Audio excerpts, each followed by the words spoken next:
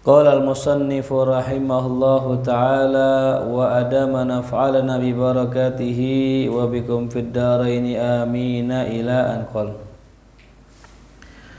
Bab ma yaqulu idza sami'a adzan al-maghrib. Kita masuk kepada pembahasan yang selanjutnya tentang apa saja yang dianjurkan dibaca idza sami'a apabila ia mendengar adzanal maghrib, ya, suara adzan maghrib. Ini kita masuk kepada fasal yang selanjutnya. Rawaina fi sunani Abi Dawud. Kami riwayatkan di dalam Sunan Abi Daud, wa Tirmidzi dan Imam At-Tirmidzi. An Ummi Salamata, dari Ummu Salamah radhiyallahu anha, semoga Allah meridhoinya. Qalat, ia mengatakan, allamani Rasulullah sallallahu alaihi wasallam, telah mengajarkan aku baginda Rasulullah sallallahu alaihi wasallam. Ini hadirin rahimakumullah, Sayyidatuna Ummi Salamah, ya, Ummul Mukminin, ibu kita, itu adalah salah satu daripada istrinya baginda Rasul sallallahu alaihi wasallam, yang memang beliau ini orang yang suka belajar, ya, bahkan dalam satu riwayat itu diceritakan beliau itu sebelum punya suami Rasulullah, suaminya adalah Abu Salamah. Ya, jadi Ummi Salamah, suaminya siapa? Abu Salamah. Ya. Abu Salamah ini kalau ngaji sama Rasulullah, pulangnya ditanya sama istrinya, tadi ngaji apaan gitu. Nah, dan Abu Salamah setiap kali pulang dari majelis Rasulullah pasti ngajarin bininya gitu. Nah, ini contoh buat kita hadirin. Kalau kita ngaji, jangan ngaji buat diri sendiri, ya. Pulang kita ajarkan istri kita, ya. Satu hari Rasulullah ngajarin nih Abu Salamah, ya, bacaan istirja. Bacanya apa? Inna lillahi wa inna ilaihi rajiun. Allahumma ajirni fi musibati wakhluf li khairan minha. Ya. Ini doa kita baca kalau kita kena musibah. Allahumma ajirni fi musibati wakhluf li khairan minha. Yang artinya, Allahumma ya Allah, ajirni fi musibati, berikan pahala atas musibahku. Wakhluf li khairan minha, ganti untukku yang lebih baik. Nah, ini Ummu Salamah diajarkan sama suaminya persis kayak begini, ya. Dibaca sama Ummu Salamah. Nah, ini Ummu Salamah hadirin, saking romantisnya cintanya dengan suami, itu menurut beliau tidak ada yang lebih hebat, tidak ada yang lebih luar biasa melebihi suami saya. Cinta banget sama suaminya. Sampai dia baca tuh amalan inna lillahi wa inna ilaihi rajiun, Allahumma ajirni fi musibati wa akhluf li khairan minha, ya. Dibaca terus sama dia sampailah suaminya meninggal dunia. Nah, ini tergoncang hatinya. Tapi dibaca tuh kalimat tadi, ya, ingat ya, habis musibah dibaca tadi, ya, inna lillahi wa inna ilaihi rajiun. Nggak lama setelah masa idahnya habis, datanglah Sayyidina Umar bin Khattab radhiyallahu anhu melamar Ummu Salamah. Ya, memang ini termasuk salah satu, ya, orang yang ditinggal matinya masih muda. Mungkin kisaran umur 20 sampai 30 tahun. Ya, jadi yang namanya janda Rasulullah, istrinya Rasulullah itu Ummul Mukminin, itu kebanyakan itu yang memang ditinggal suaminya usia muda. Ya, kecuali Sayyidatuna Saudah, istrinya Rasul, itu umurnya 50, udah agak tua. Tapi kalau yang lain sisanya Sayyidah Hafsah, Sayyidah Ummu Salamah itu umumnya muda semua. Sayyidina Umar melamar tuh, ditolak. Kenapa? Umar tidak lebih baik dari suami saya. Oh, subhanallah. Ya, standarnya tinggi itu, ya. Makanya kalau kita pengen nanti kalau kita mati lah bini kita nggak kawin lagi, ya. Sekarang nih servis bini kita. Ya, kenapa? Ntar orang mikir-mikir mau nikahin. Kenapa tuh? Karena suaminya yang pertama almarhum ini begitu luar biasa. Ditolak Sayyidina Umar. Datang yang kedua Sayyidina Abu Bakar pun sama. Ya, padahal kata baginda Rasul, seandainya imannya orang beriman ditimbang dengan imannya Abu Bakar, la rajah ya imanu Abu Bakar. Ya, pasti menang imannya Abu Bakar. Tapi ditolak sampai Ummu Salamah dengan dalil apa tadi? Ya, nggak lebih baik daripada suami saya yang almarhum itu. Nah, datang yang ketiga Rasulullah Shallallahu Alaihi. Nah, Ummu Salamah ingat doanya, wakhlufli khairan minha, gantilah untukku yang lebih Rasul lebih baik. Nah, itu makanya nih baca nih amalan nih bapak juga ibu baca tuh ya. Ya kalau lakinya meninggal mungkin kali datang lagi tuh yang lebih mungkin yang atuh yang laki pertama mungkin susah, kali-kali nanti datang lagi duda kaya kan gitu, kita nggak tahu kan ibu. Begitupun bapak nih baca ini, amalkan apapun apapun yang hilang dari diri kita, Allah akan ganti dengan sesuatu yang lebih baik. Ya, tuh. Nah, juga ada satu kisah. Ini barusan di perjalanan saya baca nih kisahnya unik hadirin. Tentang kisah sang suami yang sangat cinta dengan istrinya. Namanya Isa ibn Musa. Namanya Isa bin Musa. Ini nama Nabi semua nih. Maka kalau orang Arab namanya nggak repot-repot ya, Isa, ya Abdullah, ya Zaid gitu ya, namanya pendek ya. Satu hari Isa bin Musa berkata kepada istrinya, ya, anti tolikun, engkau saya ceraikan. In lam takuni ahsan minal qamar. Ya, jikalau engkau tidak lebih indah daripada rembulan. Ya.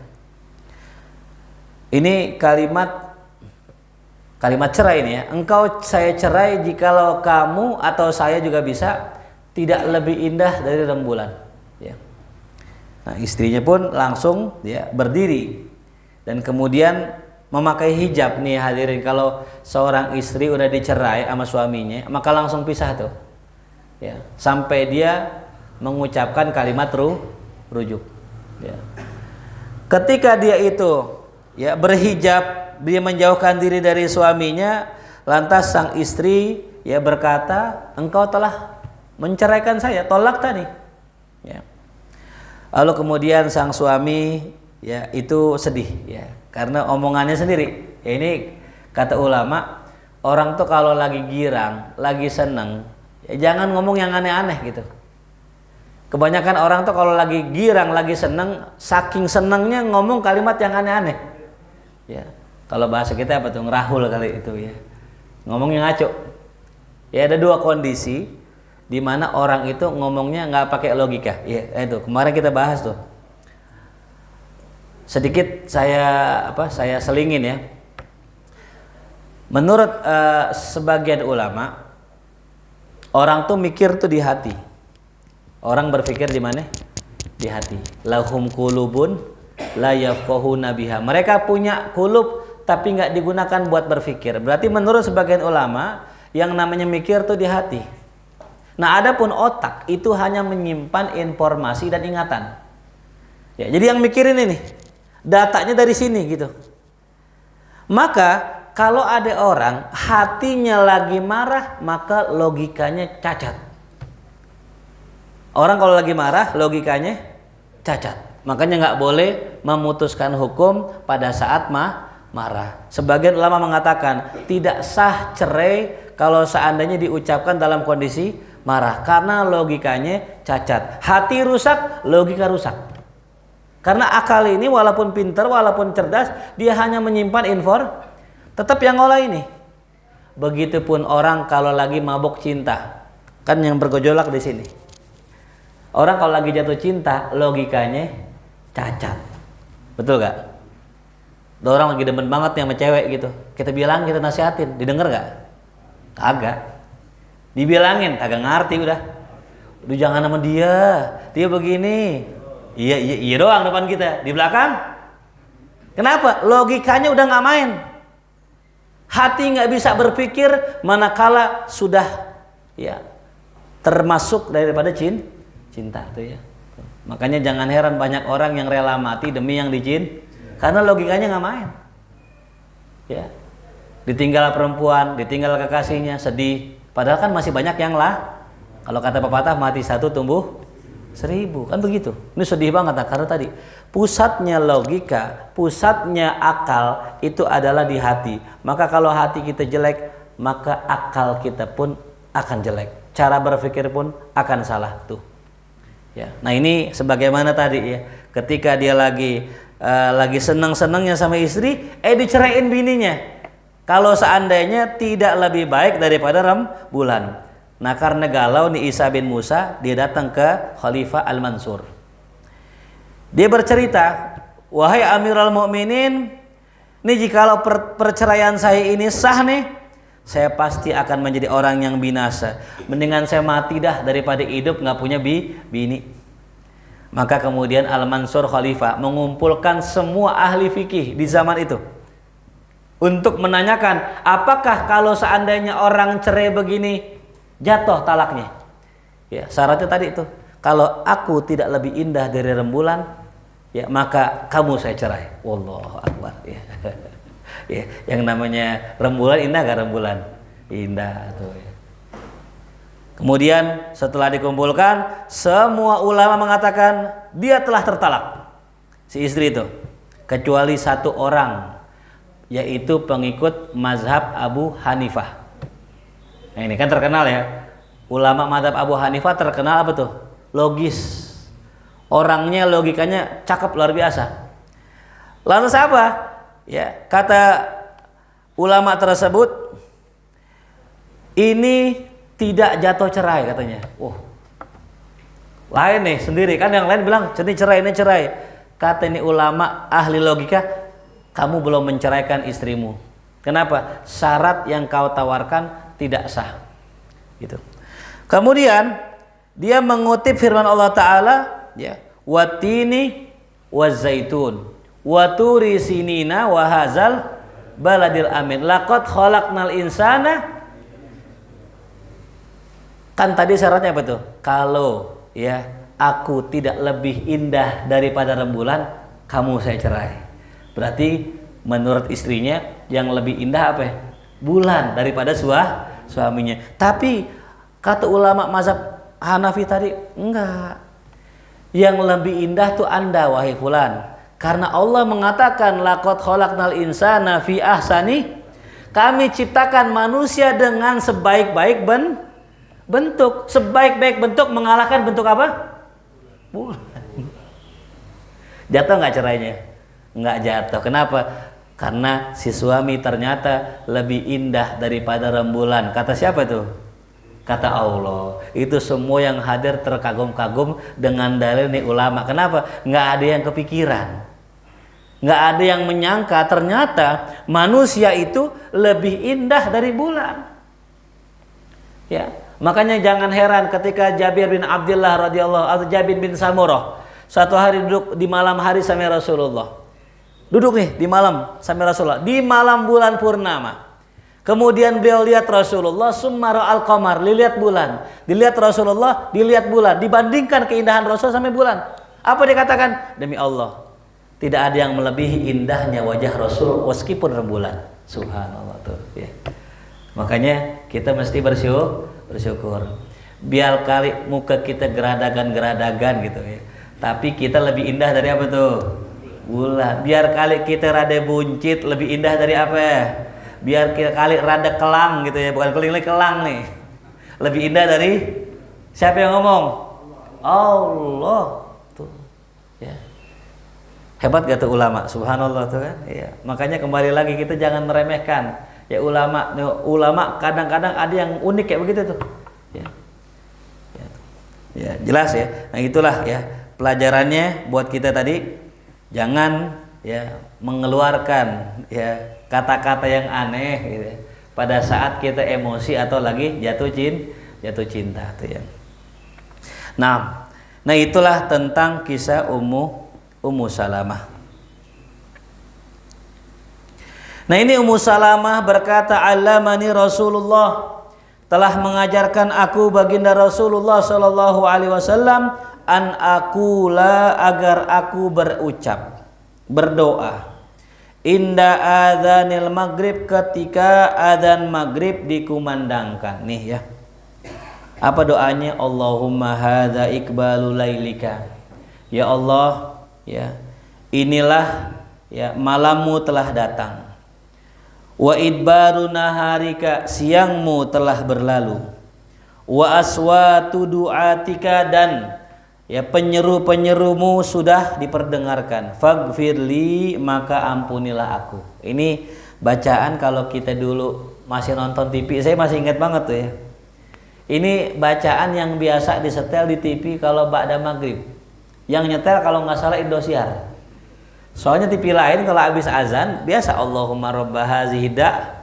Nah ini kalau maghrib, nah ini tambahannya. Allahumma iqbalu lailika, ya. Wahai Allah, malammu telah datang, siangmu telah berlalu, dan suara-suara penyerumu telah diperdengarkan. Faghfirli, maka ampunilah aku. Begitu teksnya ya kalau kita nonton di TV itu. Nah ini adalah sunnah dari Nabi kita Muhammad sallallahu alaihi wasallam. Ya. Apa maksudnya? Kenapa Rasulullah mengajarkan ini? Ya, ini adalah bagaimana cara kita menghargai waktu, menghargai waktu. Buat orang yang nggak menghargai waktu, datangnya malam biasa aja, bener gak? Orang kalau datang nih, orang mulia, orang yang berharga, datang dihormatin nggak? Tapi kalau dia nggak berharga, nggak mulia, dicuekin. Mau datang enggak kan begitu ya. Maka ada orang yang mana mereka itu adalah orang-orang yang menjaga waktu, namanya ashabul auqat. Ashabul auqat yang kita kenal dengan istilah sufi. Nah, jadi sufi itu adalah ibnul waqt. Mereka adalah anaknya waktu. Maksudnya apa? Mereka itu tidaklah memperhatikan kecuali waktu-waktu mereka. Jadi ketika malam datang, mereka perhatikan masuknya waktu malam. Ketika sore datang, mereka perhatikan masuknya waktu sore. Karena mereka nggak mikirin masa depan, nggak mikirin masa lalu, nggak. Yang mereka hanya pikirkan, hadirin, bagaimana sekarang, begitu. Ya. Ini kan kebanyakan kita kena penyakit asam lambung, kena penyakit mah. Itu kalau kata dokter, gara-gara sering kepikiran. Pas zaman Covid tuh banyak orang tuh yang dadanya nyesek. Ya. Bukan Covid itu. Kita main ketemu orang tuh batuk-batuk, salaman sama kita. Berasa nih di hati kita, wah ini kayaknya orang kena Covid. Terus kepikiran, ya menjalarlah tuh asam lambung naik. Asam lambung kalau naik, hadirin, itu ya akan naik uapnya ke dada kita. Ya, ulu hati kita, bisa juga sampai kepala kita. Maka jangan heran kalau orang asam lambung palanya pusing. Ya, saya pernah suatu kali ceramah daerah Jakarta Timur. Pala saya pusing banget. Saya minumin Paramek atuh, biasanya hilang pusingnya, nggak hilang. Habis ceramah masih pusing, saya makan kebuli, hilang. Ternyata obatnya apa itu? Makan, emang lapar, hadirin. Jadi kalau orang biasa lapar ya biasa lapar doang, perutnya paling sakit. Nah kalau orang asam lambung kagak, dia kalau lapar yang sakit apanya? Kepalanya. Gitu. Nah jadi kembali lagi tadi ya. Nah inilah ya pengajaran Rasul untuk istrinya untuk menghargai waktu. Ya, karena kata ulama al-waktu athmanu minaz zahab, yang namanya waktu lebih mahal daripada emas. Nih sekarang yang punya anak nih, anaknya masih kecil umur 1,5 tahun, manfaatkan waktu mereka. Kita yang sibuk mungkin lagi sibuk mancing, lagi sibuk dengan hobi kita, sibuk dengan motor kita. Ingat, motor bisa kebeli, mancing bisa kapan aja. Tapi umur anak kita 1 tahun nggak bakal berulang. Makin lama makin apa dia? Makin gede. Udah makin gede nggak mau ngaji sama kita, nggak mau main sama kita. Kenapa? Udah dewasa. Anak umur 13 tahun kebanyakan udah jarang main di rumah, betul? Maka manfaatkanlah waktu bersama anak-anak kita. Ya, jangan sampai fatherless, kehilangan sosok Kemarin tuh ada kasus di Bandung. Ada laki-laki mengurung perempuan di kamar kosannya. Diapain itu? Digunting bibirnya, disiksa, naudzubillah min, matanya dicungkil. Allah. Ternyata setelah diselidiki, ini sebut saja namanya Taufik ya. Emang namanya Taufik ya? Ada Taufik di sini. Ternyata si Taufik ini setelah diteliti, dia itu mengalami gejala psikolog namanya fatherless. Apa itu fatherless? Kehilangan sosok ayah. Kehilangan sosok ayah. Nih bahaya hadirin. Ya. Jadi yang seharusnya ada orang yang dia takutin, ini nggak takut. Bahkan bapaknya pernah digetok pakai bangku katanya. Bapaknya digetok pakai apa? Bangku. Bayangin coba. Berarti kan nggak punya bapak. Kalau kita nih yang namanya anak di rumah, kalau ama emak nggak takut, biasanya sama siapa takutnya? Sama bapak. Bapak lebih galak begitu. Nah ini anak sama emaknya berani, sama bapaknya, berarti sosok bapaknya udah nggak ada. Ya, makanya nggak ada yang ditakutin sama dia. Makanya menyiksa orang, dia berani. Ya, zalimin orang dia berani. Kenapa? Karena nggak ada sosok bapak gitu. Nah di hari Muharram ini ada yang namanya santunan yatim. Biasanya yang namanya yatim itu bandel. Kenapa? Mohon maaf. Karena nggak ada sosok ayah. Ya. Makanya udah paling bagus nih kalau antum ngelihat ada janda gitu punya anak yatim masih kecil, nah nikahin itu. Tapi syaratnya ya belum punya istri kalau bisa ya. Itu tuh ngomong sembarangan dipotong-potong nih kan gitu. Kok kamu kawin lagi kata bininya? Kata Satparis kawin lagi gitu ya. Nggak gitu ya. Kalau yang sudah nikah, ahsannya kita anggap tuh anak yatim anak kita. Ya. Anggap tuh anak yatim anak kita. Kalau minta jajan kita kasih. Bulanan kita kasih. Itu pahalanya gede banget hadirin. Kata Nabi kita Muhammad SAW, as-sa'i alal armalah, orang yang mengupayakan menghidupi janda-janda dan orang miskin, kas-shaim la yuftir, kayak orang puasa enggak pernah berbuka, wa kal qaim la yaftur, kayak orang sholat malam enggak pernah istirahat. Wa kal mujahid fi sabilillah, dalam riwayat yang lain seperti orang berjuang di jalan Allah. 3 fadilahnya. Itu yang ngurusin apa tadi? Janda dan anak yatim. Tuh. Ya, makanya kembali lagi tadi ya, mumpung nih kita masih punya anak masih kecil-kecil, manfaatkanlah tuh waktu yang Allah berikan sama kita. Jangan sampai kita sia-siakan. Sama waktu sama istri, ya. Ini banyak sekarang suami istri-istri kehilangan peran suami. Punya suami kayak nggak punya suami, ya, gitu. Ajak nih para istri kita seminggu sekali itu naik naik BBK di Setu Babakan tuh, enak tuh. Yang deketan Ragunan dah, situ lari pagi, bener gak? Ini kan saya lihat nih kalau habis subuh begini ntar lari pagi nih ke Ragunan nih tuh. Itu susah hadir nih kalau nanti udah tua. Kan kalau udah nggak bisa jalan kan dikorong kursi roda, mau lari susah nggak? Susah tuh ya. Sekali-kali dah, sebulan sekali CFD, tahu CFD? Sono di mana? Sudirman, lihat tuh bagaimana CFD, bagaimana gedung-gedung tinggi itu, bini kita girang pak. Ya tapi kalau di rumah makan dulu, makan nasi uduk, goceng, tahunya semur tahu 2.000, gorengan 3.000, udah kenyang, ayo CFD ke sono, di sono gak jajan ntar gitu. Yang repot kalau dari sini lapar sampai sono, jajan repot, mana mahal lagi. Ya. Nah itu jadi hargailah kita punya waktu, termasuk waktu malam. Kemudian bab ma yaquluhu ba'da salatil maghrib. Bab tentang apa saja yang diucapkan setelah salat maghrib. Qad taqaddama qariban. Telah dibahas sebelumnya annahu bahwasanya yaqulu akiba kulli shalawatil adzkar al mutaqaddimah. Dibaca setiap selesai sholat zikir-zikir yang telah kita bahas sebelumnya ya. Jadi habis sholat dibaca zikir.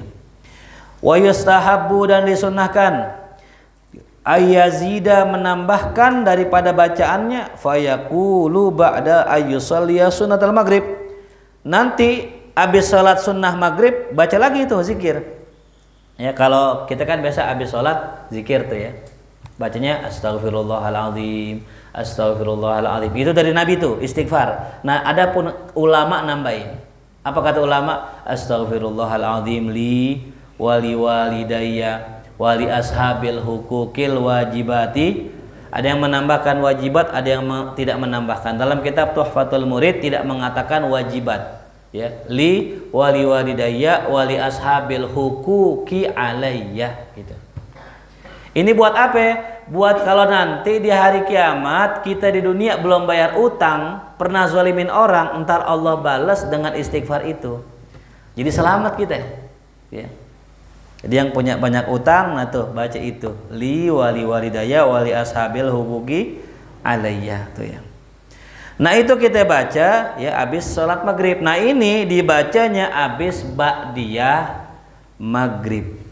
Apa yang dibaca? Marwaina fi kitab Ibni Sunni an Ummi Salamah radhiyallahu anha qalat, kata Ummu Salamah lagi nih, hadisnya sama dari Ummu Salamah, kana Rasulullah sallallahu alaihi wasallam, adalah baginda Rasul idan sorofa. Nah ini dia, biasanya nih kalau sahabat atau istri Nabi menceritakan tentang Nabi pakainya kana sama fi'il mudhari, kana sama fi'il mudhari. Kanan Nabi yusolli begitu. Ya, nah ini ya, ini menunjukkan bahwasanya Rasul ke tempat istrinya ba'da maghrib itu beda-beda gitu. Enggak selalu ke Ummu Salamah, enggak selalu ke Sayyidah Aisyah, enggak gitu. Nah, adalah baginda Rasul apabila beliau itu selesai dari sholat maghrib, yadkhul. Nah, beliau masuk tuh. Masuk ke mana? Ke rumah istrinya. Ya, ini dalil bahwasanya paling bagusnya sholat sunnah di mana? Di rumah. Ya, karena kalau kita sholat sunnah di rumah lebih aman dari riya. Mau sholat 6 rakaat silahkan, sholat sunnah awwabin atau 20 rakaat maksimalnya silahkan di rumah, paling bagusnya. Kalau di masjid takutnya muncul perasaan apa itu? Bangga ujub. Ya. Allahu Akbar dalam hati ya. Wallah. Gue doang nih yang sholat 6 rakaat nih, yang lain apaan tuh ngaji doang gitu. Diremehin orang, na'udzubillah min zalik, muncul rasa ujub. Maka Rasul masuk ke rumahnya, fa yusolli, ada kata fa yadullu ala tartib wa ta'qib. Jadi menunjukkan apa? Langsung gitu kalau pakai fa yusolli, masuk ke rumah nggak pakai ngapa-ngapain, langsung sholat gitu. Ya, jadi kalau kita pulang sholat sunnah dari masjid nih, pengen ba'diyah, masuk ke rumah, ya langsung kita apa tuh? Langsung kita sholat, ya langsung kita sholat. Jadi nggak baca WA dulu kan gitu ya. Pulang masuk ke rumah, baca WA dulu, balas WA, baru sholat sunnah, nggak gitu. Ya, atau nggak pulang ke rumah, lihat gorengan nganggur, dimakan dulu gitu. Hilang. Bahkan kata guru saya, kalau ada orang habis sholat terus ngobrol, habis sholat fardu ngobrol sama orang, hilang kesempurnaan ba'diyahnya. Ya, hilang kesempurnaan ba'diyah. Jadi kalau kita pengen sholat di rumah, pastikan yang pertama rumahnya deket. Rumahnya, nih sholatnya di mari, rumahnya di Jonggol hadirin itu. Ba'diyahnya kapan tuh? Yang kedua, pastikan jangan sampai ngobrol. Kalau ngobrol tipis-tipis dengan niatan menyenangkan hati orang nggak apa-apa dah. Tapi kalau kita menyengaja gitu, di tengah jalan ada pos ronda, mampir dulu gitu. Lagi main karambol, main serit dia gitu. Wah, main dulu gitu. Hilang fadilahnya, ngobrol hilang fadilahnya. Ya. Bukan berarti kesunahannya ya. Kesempurnaan kesunahannya itu ya. Nah, ketika masuk ke rumah, fa yusolli rakaataini, beliau salat 2 rakaat. Ya, ini apa yang dibaca biasanya suratnya. Kemarin kita bahas di Fathul Mu'in, biasa Rasul kalau baca salat sunnah apa tuh? Kuliah ameh kulhu, kuliah dan kulhu. Ini gaco anda ya, kuliah kulhu. Sampai ada orang gitu, kemana aja kuliah kulhu. Emang gitu doang yang dihafal ya. Tapi jangan diremehkan, kuliah kulhu itu punya makna yang luar biasa. Pernah kita bahas kemarin, kuliah maknanya ya takhalli, kulhu maknanya tahalli. Kuliah itu artinya meniadakan Tuhan. Ya, aku tidak menyembah apa yang kalian sembah. Pokoknya itu syirik. Kalau kulhu mengisbat sifat-sifat Tuhan, memasukkan, menginstal di hati kita akan sifat-sifat Tuhan. Ya, jadi kalau misalnya hati kita rusak gara-gara virus kesyirikan, dibersihkan sama apa? Kuliah. Jadi kalau kita pengen naruh air nih di dalam gelas, ya, gelasnya kotor, bersihin dulu gak? Bersihin dulu. Nah itulah kuliah. Jadi fungsinya kuliah bersihin daripada kekotoran syirik. Adapun kulhu, masukin kejernihan sifat-sifat Tuhan ke dalam hati kita, menginstal sifat Allah di dalam hati kita. Makanya selalu kuliah dulu, baru apa? Kulhu. Itu hikmah dan rahasianya. Ya. Nah, apa yang dibaca summa yaqulu fima yad'u, Rasul berdoa. Nah, ini dia. Berarti dianjurkan juga selain doa setelah sholat, dianjurkan doa setelah ba'diyah. Ya. Jadi bukan cuma sekedar habis sholat doa, enggak. Habis ba'diyah doa lagi. Karena kata Rasul di antara doa mustajab adalah setiap doa setelah sholat. Sholat apa? Apaan aja. Gitu. Nah, jadi habis ba'diyah doa lagi. Apa doa yang Rasul pinta? Ya muqallibal qulub, tsabbit qulubana ala dinik. Ya muqallibal qulub, tsabbit qulubana ala. Kalau kita biasanya apa? Tsabbit qalbi. Apa bedanya sama doa Nabi? Kalau doa Nabi menyertakan orang lain masuk ke doanya. Ini adabnya Rasulullah. Ya. Maksudnya apa? Rasul pengen yang tetap hatinya, yang kuat hatinya bukan cuma dirinya, tapi siapa? Orang-orang di sekitarnya, ya keluarganya, ya anak-anaknya, ya sahabat-sahabatnya, begitu. Sama kita kalau doain orang jangan diri-dirian gitu, apalagi doanya berjamaah. Masalah ini kalau kita habis sholat, mungkin karena nggak paham. Ya habis sholat kan doa tuh. Rabbana dzalamna anfusana wa illam taghfir lana. Masih benar tuh Rabbana dzalamna, pakai na. Rabbi shrah li sodri. Ya Allah lapangkan dadaku. Ini doain dia doang ini. Yang benar Rabbish, ya Rabbi shrah lana sudurona. Nah, ngerubah lagi keder akhirnya keder. Rabbi shrah lana sudurona. Inna a'toina. Ngaco deh. Orang tuh kalau udah ganti domir udah suka ngaco tuh ya, makanya udah jangan baca doa itu dah gitu ya. Doa yang lain kan banyak ya. Rabbana dzalamna, ya Rabbi ja'alna muqimis shalah dan sebagainya tuh ya. Nah, ini Nabi doain dirinya dan orang lain. Ya muqallibal qulub, wahai yang membolak-balikan hati. Tsabbit qulubana, tetapkan hati kami ala dinik, di jalanmu. Nah, ini pelajaran besar buat kita. Ini doa tentang istiqomah, hadirin.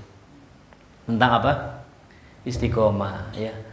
Emang yang namanya istiqomah berat, yang ringan istirahat enak tuh. Nyantai, tenang gitu ya. Nah, kenapa Rasul mesti doa ya muqallibal qulub? Bahkan ini doa saya pernah dapat dalam riwayat yang lain, itu dibaca ketika beliau tahiyat. Jadi pas lagi tahiyat sebelum kita salam tuh ya muqallibal qulub tsabbit qalbi ala dinik. Ini menunjukkan bahwasanya ini doa penting. Karena yang namanya hati, la yuqalu qalbun, tidak disebut qalb kecuali karena dia yataqallab, bolak-balik. Ya. Makanya di masjid kita mungkin berniat nanti kalau pulang pengen sedekah cepet, sampai rumah gocap berubah. Kenapa itu? Hati gampang banget apa? Bergoyang. Ya, makanya yang kita khawatirkan pagi beriman sore kafir, sebagaimana dalam hadis Nabi. Nanti di akhir zaman orang pagi beriman sore kafir, sore iman pagi kafir. Naudzubillah. Ini karena hati, hadirin. Makanya kita minta kekuatan keteguhan hati. Bahasa Arabnya subut namanya. Apa namanya? Subut. Ya. Ya. Jadi kalau kita belajar huruf hijaiyah, itu ada yang namanya ba. Ba itu apa? Huruf yang kayak perahu, titiknya di bawah itu. Yang kedua apa ya? Ta. Huruf yang kayak perahu, titiknya di mana? Berapa titiknya? Berat gak kalau bebannya 2? Berat. Oh, bebannya 2. Lebih berat lagi, bebannya berapa? 3. Makanya beratan mana? Ba, ta apa sa? Apa sa mananya tadi? Subut. Ya. Kokoh itu menjadi orang yang konsisten, kokoh, teguh itu berat. Makanya subut taknya 3, titiknya 3. Gitu. Ya. Jadi nggak gampang menjadi orang yang subut. Istiqomah tuh berat, hadirin. Ya kayak kita ngaji di sini ya. Ini kan kalau ngaji saya liatin lumayan istiqomah ini. Bahkan duduknya aja istiqomah. Pak Haji di sini mulut nyender tuh di situ kan. Pak Cecep juga sama di situ mulu gitu. Ya nyender. Pak Anies di situ mulu. Itu pertahankan itu. Ya. Cuman yang istiqomah ngajinya, jangan tidurnya. Ini ngaji tidur mulu. Kalau tidur mulu sih gua lagi istiqomahin nih. Kalau ngaji tidur gitu. Bagus juga sih masih ya. Masih ngaji. Tapi yang terpenting adalah ngajinya kan begitu ya. Nah, jadi kembali lagi tadi, kita minta sabit qalbi. Teguhkan hatiku. Bahkan tiap hari kita doa nih. Cuman kita nggak sadar tiap hari doa ini. Apa doanya? Ihdinas siratal. Kata ulama, kata Imam Suyuti, ihdina maknanya sabitna. Ya Allah, teguhkan kami. Maknanya sabitna. Karena kalau dibilang tunjukkan kami ke jalan yang lurus, seakan-akan belum lurus. Kita udah lurus, tinggal apa? Tinggal mantepin. Ya. Itu hadir. Emang setan paling nggak demen dah orang istiqomah, beneran dah. Ini kan caranya setan begini. Ini saya bongkar nih triknya setan ya. Jadi kalau malam Sabtu, Saban malam Sabtu kedua dan yang keempat, ya giliran ngaji di Al-Abror, itu setan bikin kita nggak bisa tidur malam Sabtu. Dibikin begadang. Udah jam 11, tidur besok ngaji, kagak bisa tidur. Melek sampai jam 12. Akhirnya menghatamkan ya status WA. Bukan Al-Quran, bukan ya. Buka YouTube sampai jam setengah 1. Aduh, belum bisa tidur juga nih. Entar aja udah jam 2 baru apa ngan? Nah, itu tuh. Kerjaannya si syaitonir rojim. Jam 2 ngantuk. Bangunlah subuh. Masih sholat subuh. Dibisikin setan lagi. Udah tidur aja. Bulan depan kan ngaji lagi gitu. Akhirnya apa tuh? Dia tidur tuh. Dibisikin lagi. Ustadz juga nggak lihat. Ustadz gak absen gitu. Iya, nambah lagi tuh, makin kuat, tidur lagi dia. Bulan depan bisikinnya sama, caranya sama. Dibikin begadang, paginya dibisikin. Akhirnya bisikan yang kedua, lu nggak usah ngaji dah, malu ame guru. Tuh, dibikin apa? Malu. Lu orang banyak maksiat, nggak pantas untuk bareng orang-orang soleh. Tuh, cakep banget kan? Lu mending lu benerin hati lu dulu dah. Kalau udah siap, baru lu ngaji lagi. Oh iya, kalau gitu diikutin sama dia sampai 3 bulan nggak ngaji. Itulah caranya setan untuk apa tuh? Menggoyangkan hati. Makanya sabit kulubana ala dinik. Yang dikuatin apa tadi? Hati. Ya. Makanya nih hati ini penting hadir. Jadi istiqomahnya kita di majelis atau di ibadah apapun bergantung bagaimana hati. Sekali kita retak hati kita, kecewa hati kita, hilang istiqomah.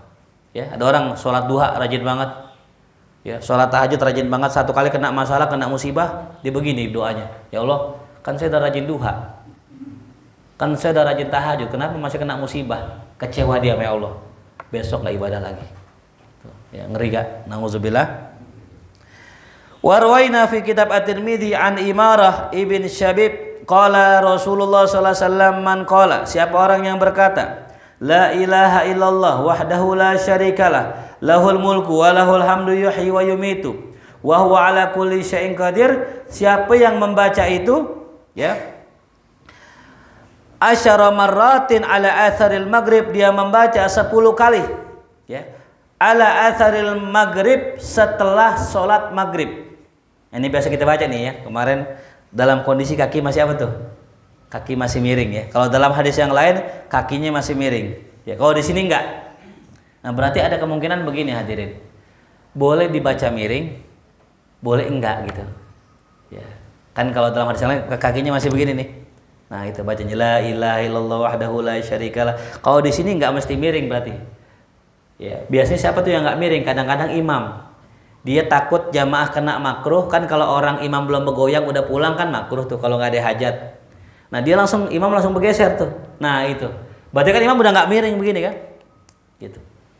Nah itu dibaca sama dia, ya 10 kali. Ba'atsallahu ta'ala lahu maslahatan. Allah utuskan malaikat penjaga. Nah ya, makanya kemarin saya bilang nih, ini bacaan buat penangkal sihir. Ya, ada seorang artis namanya Ruben Onsu, belum muslim kena sakit mulu dia. Pas udah masuk Islam, sakitnya hilang. Kenapa? Karena emang nih orang-orang Islam tuh kalau sholat itu sebenarnya pagar dia dari sihir. Apalagi dibaca ini, makin kuat lagi. Makanya ada orang kena sihir, kadang-kadang nih orang ngirim ke bapaknya, nggak kena, lari ke anaknya. Kadang-kadang lari kemana? Ke bini. Kenapa? Karena bininya nggak baca ini. Ya, apalagi orang yang punya jabatan, orang yang punya kenikmatan, itu wajib baca begini. Kenapa? Karena tiap orang yang punya nikmat pasti ada yang dengki, apapun itu.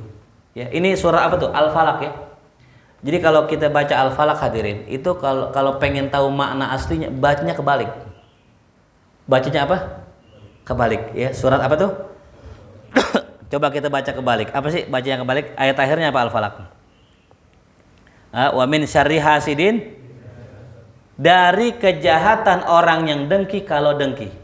Itu permulaannya. Orang sebelum jahat sama kita, dengki dulu yang dimunculin. Dengki, iri. Baru apa? Wa min syarrin nafatsatil uqad. Dari kejahatan para peniup-peniup puhul, penyihir. Artinya apa? Orang kalau dengki larinya kemana? Dukun. Wa min syarri ghasikin, dari kejahatan yang terjadi di waktu kapan dukun bekerjanya? Malam tuh ya. Ya. Makanya nih, dari kedengkian lahir perdukunan yang mana eksekusinya di waktu makanya kalau malam kalau bisa jangan tidur, kalau bisa jangan tidur, insya Allah nggak bakal kena sihir. Biasanya orang kena sihir pas lagi apa? Tidur. Ada orang bilang gini, kalau nggak mau kena sihir tidur lo jangan di atas kasur katanya. Di mana? Di kolong kasur. Jinnya nggak lihat mana nih orang. Maksudnya mana nih orang nih di kolong kasur ternyata. Ya, itu hadirin. Malam kita baca tuh, habis maghrib kita baca ini aman. Allah utus malaikat jagain kita. Ya, di sini baca nggak kalau maghrib? Baca tuh. Ya. Tadi subuh baca nggak? Nggak sempat 10, minimal berapa ya? 3. Tuh. Yatakaffalunahu minasyaiton, yang dia itu menjaga takaful ya. Mana takaful? Tahu nggak takaful? Di daerah Mampang gitu. Apa sih itu takaful? Tempat apa sih? Asuransi, BPJS gitu ya. Maksudnya apa sih? Ini malaikat yatakaffalunahu, menjamin dia gitu. Dijamin. Dikasih BPJS seharian tuh daripada setan. Selamat tuh. Hatta yusbiha, sampai waktu pagi. Wa katabalahu, dan bukan hanya penjagaan, Allah tuliskan baginya asyra hasanatin, 10 kebaikan mujibatin ya, yang mana itu kebaikan ya akan menghantarkannya masuk ke dalam surga. Wa maha anhu asyra sayyiatin mubiqatin, dan Allah hapus darinya 10 keburukan yang membinasakan dirinya. Wa kanat lahu bi adli asyri riqabin mu'minatin, dan bacaan tersebut senilai memerdekakan 10 budak yang mukmin. Nah ini ya. Ini bacaan bukan sembarang bacaan ini. Ya, mudah-mudahan ya Allah berikan kita istiqomah. Allah selamatkan kita dari segala macam musibah, bahaya dan sebagainya. La hadhihi al-Fatihah. A'udzubillahi minasyaitonir